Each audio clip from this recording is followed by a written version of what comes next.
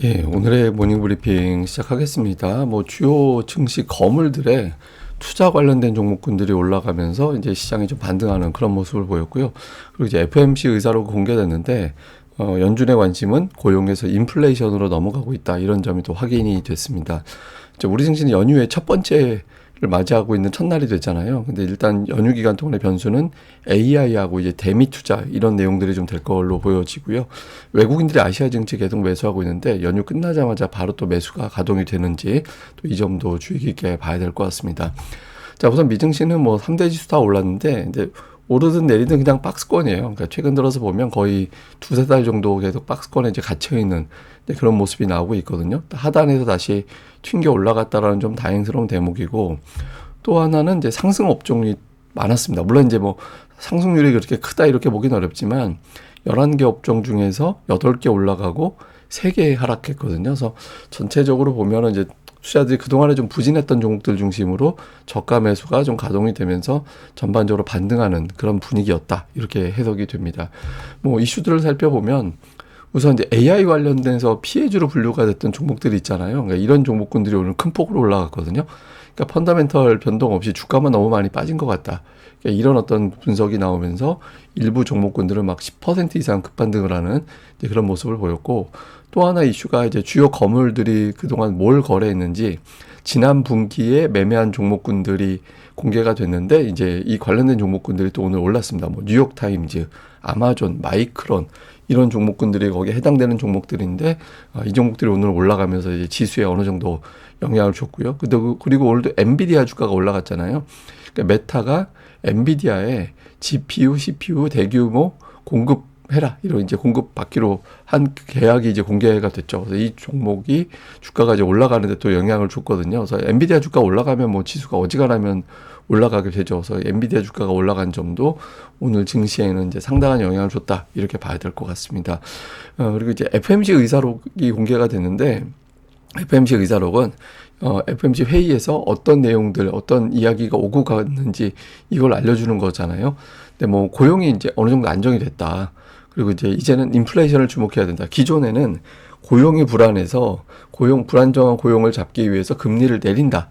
이렇게 이제 됐었거든요. 근데 금리를 내려서 그런지 몰라도 고용이 이제는 이제 안정이 됐기 때문에 이제부터는 이제 물가를 주목해야 된다. 그렇게 하면서 물가가 만약에 안정이 된다라면 추가 인하가 적절하다. 그러니까 이렇게 내용이 나왔습니다. 뭐 대부분 다 알려져 있는 내용이죠. 근데 뭐 약간 좀 조심스럽게 보는 쪽에서는 이런 내용이 있었거든요. 그러니까 몇몇은 만약에 이제 목표치 넘는 인플레이션이 유지가 된다라면 양방향을 모두 검토한다. 이런 시나리오를 이야기해야 된다라는 거예요. 여기서 이제 양방향이라는 건 금리 인하도 있지만 인플레이션 목표치에서 이제 넘어가는, 그러니까 인플레이션이 높게 유지가 된다라면은 금리 인상 이야기하는 거잖아요. 그래서 금리 인하뿐만 아니라 금리 인상도 이제 검토할 수 있다. 이런 내용을 이제 언급을 했다라는 거죠. 근데 이제 다만 뭐 시장에서는 그러니까 미국 내용들, 미국 시황을 보면 조건이 따라주면 금리를 내린다의 무게. 근데 우리나라 이제 언론에서는 조건에 따라서는 금리 인상도 언급이 됐다. 뭐 이렇게 약간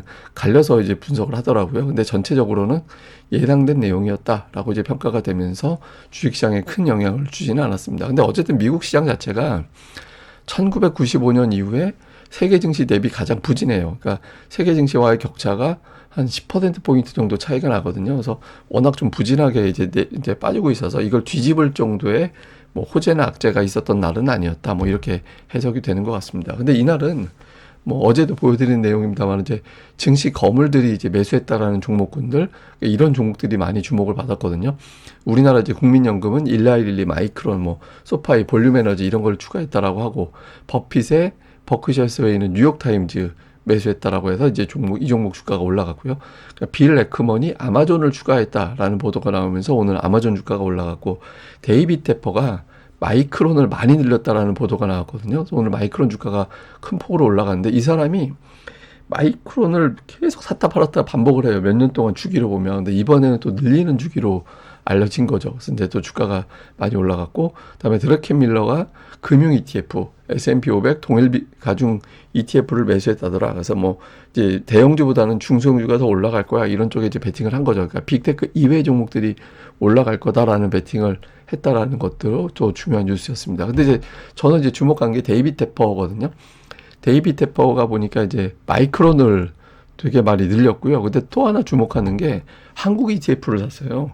그 한국 ETF를 신규 편입한 게 알려졌거든요. 그래서 이걸 왜 샀나 이제 보면은 결국에는 이게 반도체 산 겁니다. 이게 삼성전자, SK하이닉스의 비중이 가장 클 수밖에 없기 때문에 아마도 추정을 해보면 이 사람이 이제 마이크론을 이제 매수한 걸로 봐서 AI 관련된 가장 결정적인 어떤 수혜를 받는 한국을 관심을 갖게 된 거 아닌가 이렇게 보여지거든요. 근데 저는 개인적으로 데이비 테퍼를 되게 주목을 많이 해요. 예전에 제가 이 사람 관련해서 칼럼을 올린 적이 있었잖아요. 그 중에 이제 내용인데 어쨌든 뭐 예전에 뭐 골드만삭스에서 근무를 했고 뭐 이제 좀 꾸준하게 이제 매년 뭐 25% 수익을 내고 있고 뭐 금융위기 때 시티하고 뱅크 오브 아메리카로 엄청난 수익을 거뒀고 막 하여튼 이런 스토리가 있어요. 물론 이제 전지전능에서 무조건 맞는다 이런 것까지는 아닌 사람인데 영향력이 되게 크거든요. 그래서 미국에서는 이제 데이비 테퍼 랠리라는 그런 이제 별칭이 있습니다. 그래서 좀 저는 이제 이 사람 포트폴리오 나오면 되게 꼭 챙겨서 보는데 한국 ETF를 매수했다라고 나와서 한번 또 제가 찾아서 내용을 좀 봤습니다. 주요 종목으로는 뭐 시가총액 상위는 대부분 다 플러스가 났습니다. 뭐 엔비디아가 올라갔고 아마존도 오늘 올라갔고 아마존이 그동안에 이제 9일 연속 하락했었잖아요. 근데 그 이후에 연속으로 올라갔고 상승률에 좀 주목해 볼 만한 종목이 있는데 우선 글로벌 페이먼츠라는 종목 이제 결제 관련된 종목으로 보면 되는데 이게 이제 소프트웨어 종목으로 분류가 되면서 그동안에 주가가 많이 하락했거든요. 근데 이제 실적은 좋다. 그리고 앞으로 가이던스도 좋은 가이던스, 앞으로 실적도 되게 잘 나올 거야 이렇게 가이던스를 제시하면서 주가가 이제 오늘 급등을 하는 그런 모습을 보였고요. 그다음에 이제 CH 로빈슨 월드와이드 이거 물류업체잖아요. 그러니까 이 종목도 되게 많이 하락했던 종목이었는데 이것도 이제 물류는 AI 때문에 피해주다 이렇게 분류가 됐던 종목이었잖아요. 근데 이 종목도 최근 들어서는 좀 반전을 해서 AI 피해주로 분류가 됐던 종목군들이 속속 돌아서고 있다라는 점도 이제 시장에서는 또 주목을 한 걸로 보여집니다.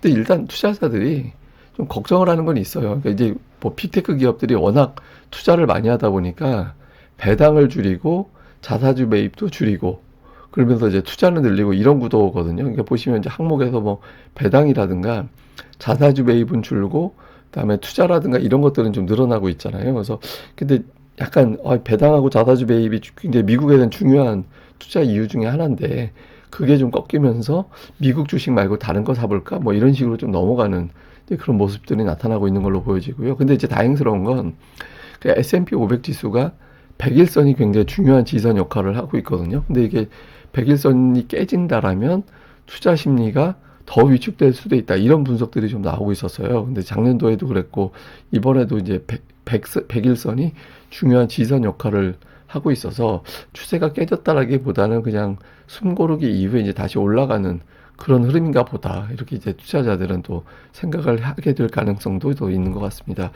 자, 우리 증시는 코스피가 지난 이제 연휴 직전에 5,500포인트까지는 올라갔잖아요. 그러니까 지난 직전에 이제 5,500포인트까지 올라간 상태에서 그 마감이 됐죠. 근데 이제 중요한 건 시장이 특징이 하나 있는데 그러니까 이게 월봉입니다만은 이제 20월선을 딱 터치하고 돌아서면 그걸 이제 건드리고 이제 돌아서게 되면 웬만하면은 그 위에서 이제 몇 달 동안은 유지를 한다. 최소 두세 달 정도는 그 위에서 움직였다. 라고 이제 보통 통계적으로 최근에 강세장 이후에는 그런 움직임이 나왔거든요. 그래서 일단 1분기, 그러니까 2월과 3월까지는 주식시장이 최소한 나쁘지는 않을 것 같다. 이렇게 보여지는 거죠. 그러니까 한번 힘있게 밀어붙이면 어느 정도의 어떤 조정을 끝내고 나서의 어떤 움직임이기 때문에 한 두어 달, 세 달 정도까지는 추세가 유지가 된다. 그러니까 2월, 3월까지는 나쁘지는 않을 것 같은데 기술적으로는 이제 그런 측면이 있죠. 근데 뭐 기술적으로가 중요한 게 아니라 이제 수급이 중요한 거잖아요. 연휴 직전에 보면 외국인 투자자들이 주간 순매수로 이제 마감이 됐죠. 예, 그러니까 주간 순매수로 마감이 됐는데 그 직전 주의 어떤 매매 동향을 보면 삼성전자, 하이닉스, 그러니까 이 종목, 그러니까 반도체를 집중적으로 사들이면서 일단 연휴로 넘어온 상태였거든요. 그러니까 연휴 전에 어떤 변수가 일어날지 모르는 상황에서도 반도체는 매수했다라는 거잖아요. 그래서 이런 어떤 기조가 그대로 유지가 되느냐. 그러니까 삼성전자, 하이닉스 매수 지속하는지, 그리고 현대차는 매도 계속하다가 이제 하루 정도 섞어서 매수가 들어오긴 했지만 일관성 있는 매수는 아니었거든요. 근데 어쨌든 이 세 종목이 빅3잖아요. 빅3 전부 다 순매수하면 가장 베스트. 다음에 이제 두 번째는 셋 중에 두 개 매수하면 그 다음에 차선 이 정도 되는데 이런 어떤 빅3를 다 매수한다라는 거는 우리나라 주식시장 자체가 계속 올라간다라는 거에 베팅을 하는 거니까 이제 그런 움직임이 나오게 되는지 좀 주목을 해봐야 될 것 같고, 근데 이런 가운데 이제 대형주들 움직임을 보면 연휴 직전에 강했던 거는 삼성전자하고 금융주, 이게 이제 좀 경로상으로는 좀 올라오는 그런 모습을 보였잖아요. 그리고 연초 이후에 가장 많이 올랐던 자동차는 좀 어정쩡하게 오락가락하는 그런 모습이었고, 조선주나 2차 전지는 약간 갇혀있는 듯한 그런 움직임이었거든요. 그래서 연휴 전에 강했던 거는 금융하고 삼성전자였습니다. 그러니까 반도체. 그러니까 이런 흐름이 이어지게 되는지 요 구도 좀 살펴볼 필요가 있고요.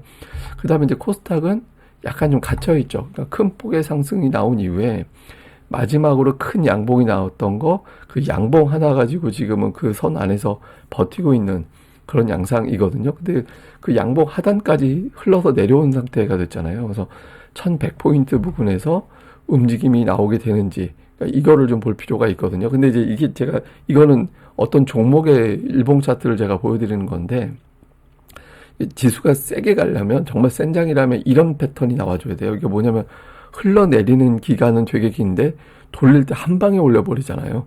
흘러내리는 기간이 길지만, 올릴 때 그냥 큰 양봉으로, 짧은, 뭐 예를 들어서 2달 빠졌다. 그러면 한 달 만에, 또 2주 빠졌다. 그러면 일주일 만에 그 고점을 넘겨버리는 그런 움직임이 나올 때 정말 강력한 매수가 들어온 걸로 파악을 합니다.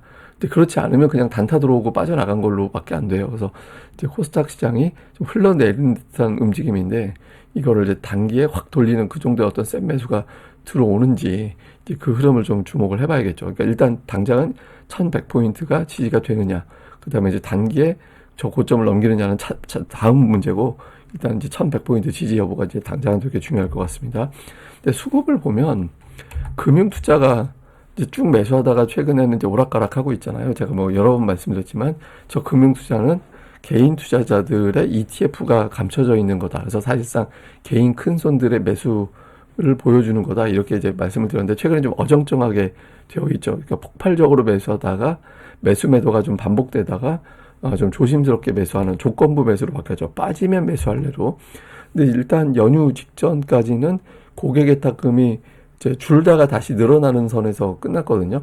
그러니까 연휴가 끝났기 때문에 보통은 연휴가 끝나면 주식시장이 그 첫 번째 주간에는 올라요. 그러니까 왜 오르냐면 조심스럽게 보느라고 연휴 전에 자금을 뺐다가 연휴가 끝나자마자 뺀 자금을 다시 투입하면서 증시가 오르는 그런 경향이 있었거든요. 통계적으로 보면.